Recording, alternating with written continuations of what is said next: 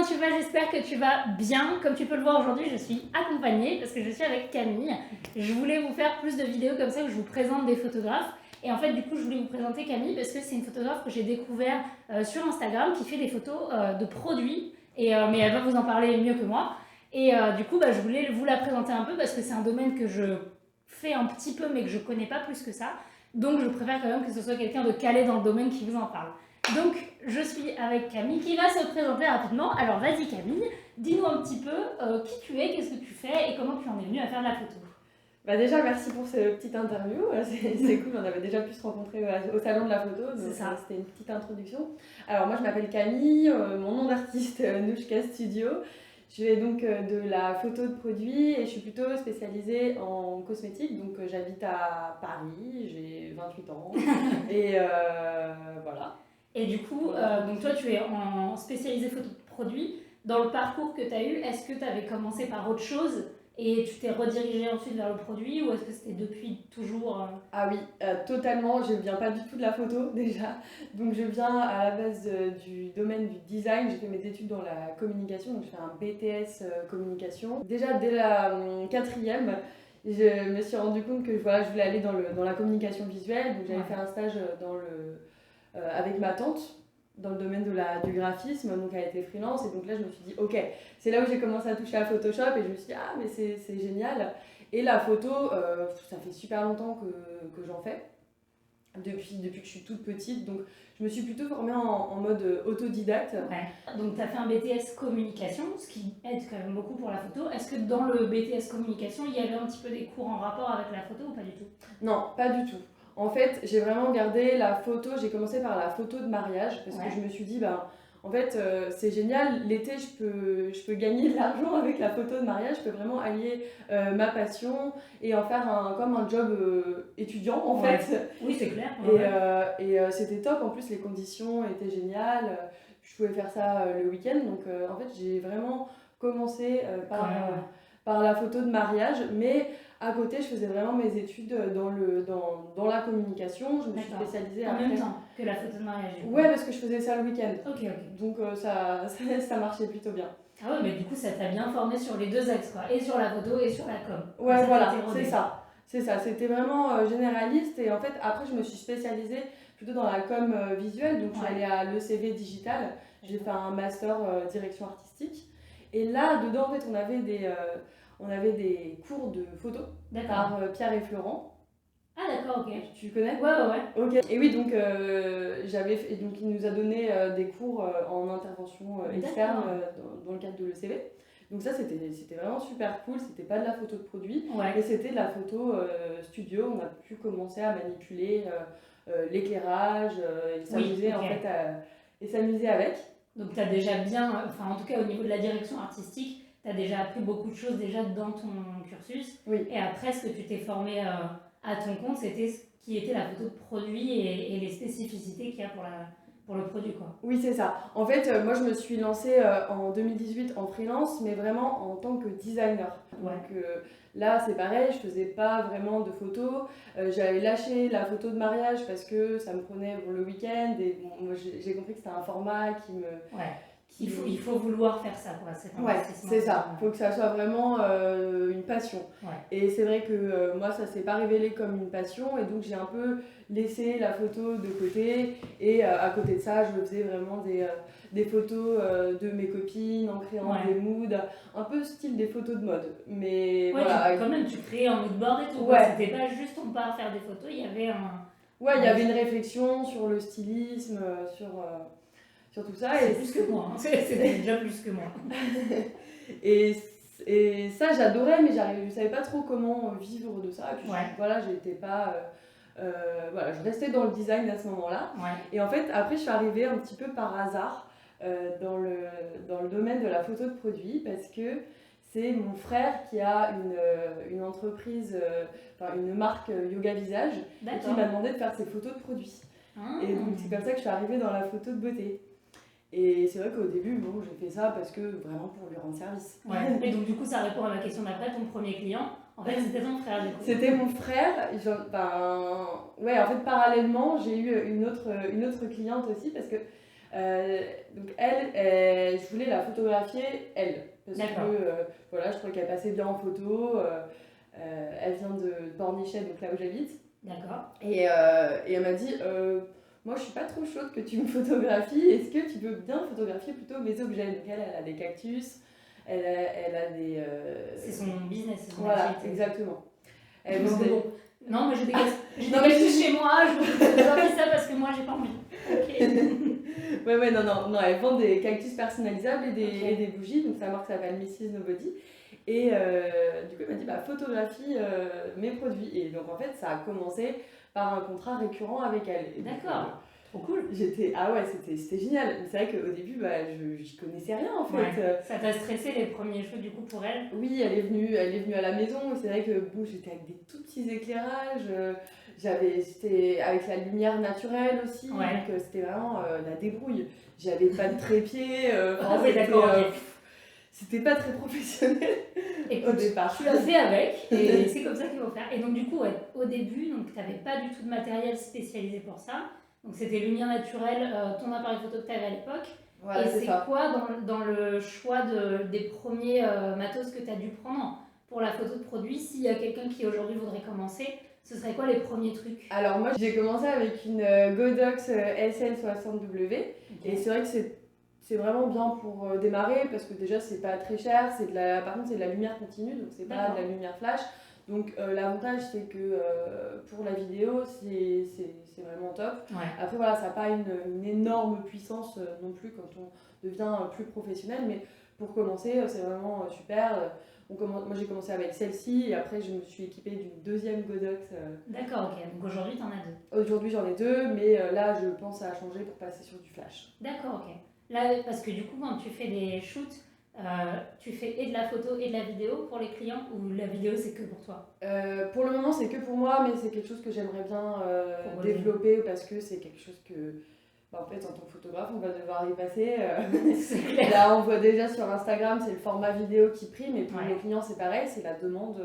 Est-ce que tu fais de la vidéo? On me demande ça à chaque fois. Donc, ouais. C'est vrai que du coup je fais une parenthèse, si vous pouvez aller au devant de ça dans les demandes de vos clients et de proposer maintenant de la vidéo, même si c'est pas grand chose, comme tu dis, juste le petit format Instagram Reel, où moi je sais que j'ai fait ça sur un dernier shoot bijoux, alors que je fais pas de vidéo d'habitude, mais pendant le shoot, je leur ai juste fait 2-3 vidéos en verticale, et franchement ça a fait du petit bonus, donc c'est une très bonne idée. Alors du coup je voulais te demander, là aujourd'hui, maintenant que tu fais de la photo de produit et tout, c'est quoi les images que tu préfères réaliser? Alors, donc déjà, l'industrie dans laquelle je préfère travailler, c'est la cosmétique, la beauté, la skincare, parce que c'est quelque chose qui me parle. Je préfère aussi travailler avec des marques qui me parlent, des marques éco-responsables. De toute façon, maintenant, il y en a de plus en plus, et heureusement. Ouais. Donc c'est vraiment des images créatives que je préférais faire. Ce que j'aime en fait dans la photo de produit, c'est réfléchir en amont, faire toute une direction artistique en rapport avec, donc bien analyser en fait l'ADN de la marque. Ouais. Au-delà de juste le produit, vraiment la marque. Ouais. Quel est son message, quelles sont ses valeurs, quelle est son identité graphique, et en fonction de ça, je vais scénariser en fait toute la photo. Je vais choisir mon éclairage et c'est vraiment la partie mood board que j'adore faire. Et qui est pas la plus importante parce que la photo ça reste le produit fini, mais c'est vrai que je trouve que c'est ce qui est négligé des débutants et là où on voit la qualité de ton travail par rapport à d'autres, c'est que tu vois que l'identité de la marque et le message, il est réfléchi, c'est pas juste j'ai mis une lumière pour éclairer, alors que moi pour le coup je dis ça, je critique pas les photographes qui le font parce que c'est mon niveau en photo de produit. Moi c'est juste je vois un produit, je vois un peu les couleurs de la marque et voilà, je m'arrête à ça, alors que toi il y a un réel travail derrière de recherche. Oui, j'ai commencé comme ça aussi, j'ai mis un fond, on a apporté 2-3 accessoires, voilà, mais bon c'était... Là aujourd'hui je réfléchis vraiment image par image, quel est l'angle que je vais lui donner, enfin vraiment tout est réfléchi en amont. Après c'est vrai qu'il m'arrive de faire des photos un peu, en fait ce à quoi j'avais réfléchi ça marche pas forcément, ou alors j'ai trouvé une meilleure idée, mais ça nous donne vraiment une bonne base. Ouais, ça te donne une guideline à suivre le jour J, mais c'est intéressant aussi ce que tu dis, que des fois il faut pas avoir peur de se dire si le jour J je vois que ça fonctionne pas, je teste autre chose, mais je vais pas juste m'enfermer dans ce que j'avais décidé, quoi. Voilà. Parce que c'est vrai que ça a dû t'arriver où tu avais prévu tout un truc, tu voyais l'image dans ta tête, et quand tu commences à voir, tu fais non, ça va pas, c'est pas ça que je voulais faire. Je fais juste une petite parenthèse pour vous préciser qu'on a filmé 2 vidéos aujourd'hui. Donc on a filmé l'interview et ensuite on va filmer un backstage d'un shoot produit comme ce que fait Camille pour ses clients. Donc si vous voulez voir cette vidéo, ce sera sur sa chaîne. Je vous mets le lien en barre d'infos. Et donc du coup, toi qui dis que le milieu que tu préfères c'est cosmétique, skincare, etc. Est-ce que pour toi c'est un milieu qui est difficile à atteindre et est-ce que c'est quelque chose qui est où c'est possible qu'on fasse que de ça? Ou alors il faut faire autre chose et... Je suis un peu mitigée. C'est vrai que moi, quand j'ai commencé, j'ai eu beaucoup de chance parce que j'ai commencé avec un contrat récurrent pour une marque de dentifrice que j'adorais. Et c'est vraiment grâce aux réseaux sociaux que j'ai eu ça. Donc j'ai identifié, en fait c'était une marque que vendait mon frère, que revendait mon frère. D'accord. Yoga Visage. Et donc il revendait Le Bon, la marque Le Bon, et j'ai publié cette photo là en fait sur mon compte Instagram en les identifiant, et en fait directement ils m'ont dit bon, je recherche un photographe. Donc c'est vrai que j'ai eu de la chance dans le sens où c'est tombé au bon moment, et parfois ça se joue beaucoup à ça en fait, mais c'est vrai que l'industrie de la cosmétique, faut se donner les moyens, faut aller les démarcher, faut aller les chercher, quoi. faut aller les chercher, ils vont pas venir si, d'un côté, ils peuvent venir tout seuls aussi parce que grâce à la création de contenu, c'est vrai que moi, pour aller booker des clients, je vais je vais mettre des hashtags, je vais identifier, et c'est aussi grâce à ça que je vais me faire repérer. Donc tu mets beaucoup d'efforts pour que les clients te trouvent dans les réseaux sociaux, et tu penses que ça vaut le coup de mettre beaucoup d'efforts là-dessus, quitte à ce qu'au début ce soit pas... Enfin c'est des shoots qu'on fait pour soi et que c'est gratuit au début, mais que c'est ça qui fait que tu bosses, quoi. Déjà c'est super important de faire des photos, de s'exercer, déjà d'une première part de s'exercer, ensuite de faire un book, comme ça montre aussi quel travail j'ai envie de faire.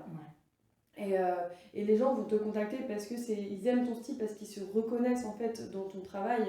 Donc c'est vraiment plus facile de travailler comme ça. Oui, que si tu juste démarchais en disant je suis photographe, mais que tu mets pas concrètement ce que tu fais derrière, quoi. Voilà, il faut qu'ils aient des exemples en fait de ce que tu fais pour qu'ils arrivent à se projeter.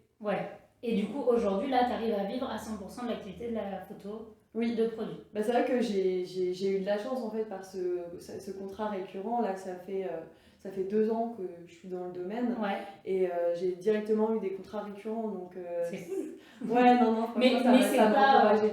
Parce que tu dis tout à l'heure que ça t'est tombé dessus, enfin pas que ça t'est tombé dessus par hasard, mais que tu as eu de la chance parce qu'ils recherchaient, mais et c'est vrai parce qu'il y a aussi du facteur chance quand on cherche des clients, mais le truc que tu as fait et que beaucoup ne font pas, c'est que c'est toi qui as pris le temps de faire un shoot avec leurs produits et de les taguer dessus. Et ça, ils auraient peut-être pas trouvé ton compte si tu l'avais pas fait. Bien sûr que non, c'est sûr que d'une certaine manière, je suis allée aussi les chercher. Et ça m'arrive de faire des photos de marques pour leur dire bon voilà, j'ai fait ça. Juste voilà, j'ai fait ça, après vous en faites ce que vous voulez. Mais c'est vrai, mais c'est une première approche. Ça marche pas toujours. Mais parfois ça marche. Donc on a eu quand même quelques-uns comme ça, quoi. Donc c'est cool. Et alors j'ai vu aussi que tu faisais des formations pour la photo de produit. Donc dis-nous un peu comment tu as eu l'idée de faire ces formations. Alors moi quand je me suis formée à la photo de produit, donc j'ai regardé beaucoup de vidéos YouTube, mais tout était en anglais. Et c'est vrai que je me disais qu'il y avait vraiment un manque à pallier là-dedans. Parce que c'est vrai que quand on est français, on n'aime pas forcément regarder des vidéos en anglais, surtout dans la photo, c'est technique, on ne sait pas forcément parler anglais non plus. Donc je me suis dit, mais c'est un domaine qui m'intéresse, c'est aussi un nouveau challenge pour moi d'avoir une autre activité aussi, de pouvoir former des gens, d'accompagner aussi ces gens-là. Donc c'est pour ça que je me suis dit, je vais commencer à faire des vidéos YouTube et à lancer une formation dans la photo de produits créatifs. Donc ça s'appelle Creative Studio Academy. Et du coup, alors oui, parce que je tiens à préciser, Il y a une chaîne YouTube également. Oui. Parce que c'est vrai que là, on n'en a pas parlé. Mais du coup, tu as commencé par cette chaîne YouTube. Voilà.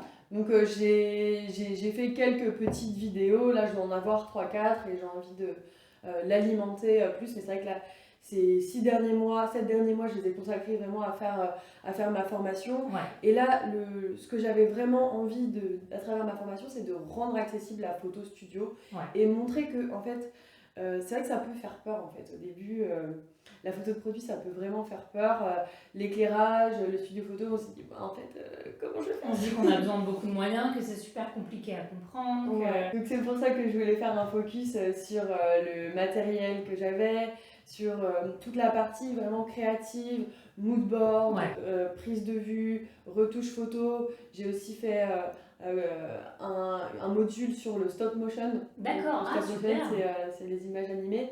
Mais il y a aussi tout le côté web marketing, parce que c'est vrai que c'est... donc toi, je sais que tu fais aussi des... Ouais, non, mais j'allais te demander, parce que c'est vrai que je trouve ça dommage quand on voit des formations photo, que ce soit portrait, nourrisson, portrait, peu importe, et qu'il n'y a pas cette partie démarchage. Et donc là, c'est cool parce que des fois, moi j'ai la formation de devenir photographe professionnel où je parle de démarchage et tout, mais c'est quelque chose de global parce que le but c'est que ce soit pour tous les photographes. Et donc c'est important quand tu as un domaine précis, comme là la photo de produit, de parler de comment démarcher dans ce domaine-là. Ouais, exactement. Comment aller booker des clients, mais il y a aussi comment fixer des prix. Ouais. Parce que ça, c'est une question qui revient fréquemment. Comment gérer son business, comment l'optimiser et comment régler des potentiels conflits avec les clients. Enfin voilà, c'est comment faire marcher son business sur le long terme. D'accord, et donc là la formation elle est déjà en ligne. Ça y est, elle a ouvert la semaine dernière. Donc, tout jeune. Oui. Bon bah je vous mettrai du coup le lien en barre d'infos si ça vous intéresse. Ouais, ce qui est bien c'est qu'elle est certifiée CPF. Ah bah voilà, très important. Donc du coup on peut passer par le CPF 100% pour la financer à 100%. Ok, trop bien. Et du coup, est-ce que tu aurais envie d'en faire d'autres, des formations après, ou est-ce que... Alors pour le moment, j'ai vraiment mis tout mon cœur dedans, j'ai envie de la peaufiner aussi, apporter plus de ressources. Donc là, j'en ai déjà mis pas mal, mais je voudrais... donc elle sera évolutive, quoi. Voilà, c'est une formation évolutive. J'ai vraiment envie de l'enrichir, de me concentrer aussi sur l'accompagnement de mes élèves. Et si ça marche bien, si j'ai des demandes, pourquoi pas. D'accord, ok. Non, mais c'est déjà bien d'avoir une formation bien complète parce que c'est un travail énorme. Ouais. Donc franchement, c'est cool. Et donc du coup, pour conclure cette discussion, si toutefois tu devais donner un conseil pour quelqu'un qui est déjà photographe et qui veut se spécialiser dans le produit ou qui découvre la photo avec la photo de produit et qui voudrait vraiment se lancer là-dedans, s'il y avait une chose qu'il devait faire, ce serait quoi?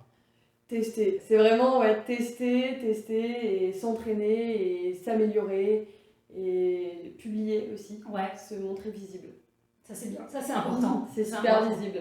Déjà tester et ensuite se montrer visible. Ok, bon bah trop bien. Bah du coup, je vous mets tous ces liens, son Instagram, ta TikTok. Oui, j'ai TikTok. Son TikTok, je mets tout, ta chaîne YouTube et sa formation. Merci beaucoup d'avoir été là aujourd'hui. J'espère que ça vous aura aidé. Et puis voilà. Bah, merci à toi, c'était trop cool déjà de se rencontrer. C'est ça. Bah, merci beaucoup et moi je vous dis à bientôt. Si vous avez envie d'autres vidéos avec des invités comme ça, n'hésitez pas à le dire. Et puis mettez-les en commentaire, comme ça ils verront celle-là et puis ça leur donnera envie parce que ça a l'air sympa, enfin j'espère. Donc voilà, sur ce, je vous dis merci d'avoir regardé la vidéo.